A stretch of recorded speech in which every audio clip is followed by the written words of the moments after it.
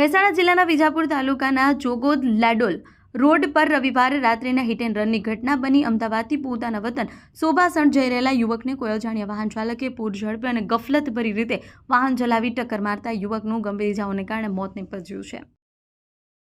મહેસાણા શહેરના નાગલપુર હાઈવે પર star line કારના વર્કશોપમાં આજે 13 એપ્રિલ બપોરના સમયે અચાનક આગ ફાટી નીકળતા અફરાતફરી મચી ગઈ હતી।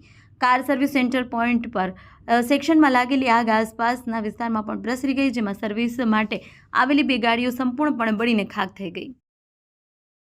ઊંઝા શહેરમાં ડોક્ટર બાબા સાહેબ આંબેડકરની 135મી જન્મજયંતિ નિમિત્તે ભવ્ય ભીમ યાત્રાનું આયોજન કરવામાં આવ્યું હતું। આ યાત્રા ઊંઝાના રાજમાર્ગો પરથી પસાર થઈ, જેમાં જય ભીમના નારાઓથી સમગ્ર શહેર ગુંજી ઉઠ્યું।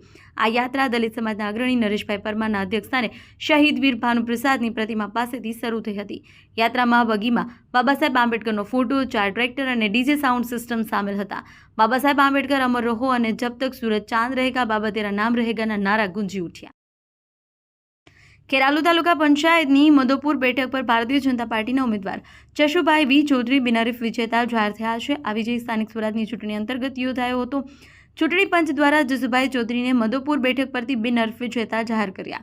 તેમની સામે અન્ય કોઈ ઉમેદવારી નોંધાવી ન હતી। જશુભાઈ ચૌધરીની બિનહરીફ જીત બદલ ખેરાલુ ધારાસભ્ય સરદાર ચૌધરી, સંગઠનના હોદ્દેદારો અને અન્ય અગ્રણીઓ તેમને શુભેચ્છાઓ પાઠવી। કડી તાલુકા પંચાયતની કુલ 30 બેઠકો માટે સ્થાનિક સ્વરાજની ચૂંટણીનો માહોલ ગરમાયો છે। ભારતીય જનતા પાર્ટી, કોંગ્રેસ અને આમ આદમી પાર્ટી સહિતના પક્ષો અને અપક્ષ ઉમેદવારો મેદાને ઉતર્યા છે। આ ચૂંટણીમાં ભાજપે કુંડાળ 1 બેઠક બિનહરીફ જીતી લીધી છે। ઉમેદવારી પત્રો ભરવાની અંતિમ તારીખ 11મી એપ્રિલ સુધીમાં કુલ 92 ફોર્મ ભરાયા છે। 13મી એપ્રિલે ચૂંટણી અધિકારીઓ દ્વારા હાથ ધરાયેલી ચકાસણી પ્રક્રિયા બાદ તેમાંથી 64 ફોર્મ માન્ય રાખવામાં આવ્યા છે। દેશ અને દુનિયાના સમાચાર જોવા માટે અમારી ચેનલ MG લાઈવ ન્યૂઝને સબસ્ક્રાઇબ કરો અને બેલ આઇકોન પર ક્લિક કરો, જેથી રોજે રોજની અપડેટ આપને મળતી રહે।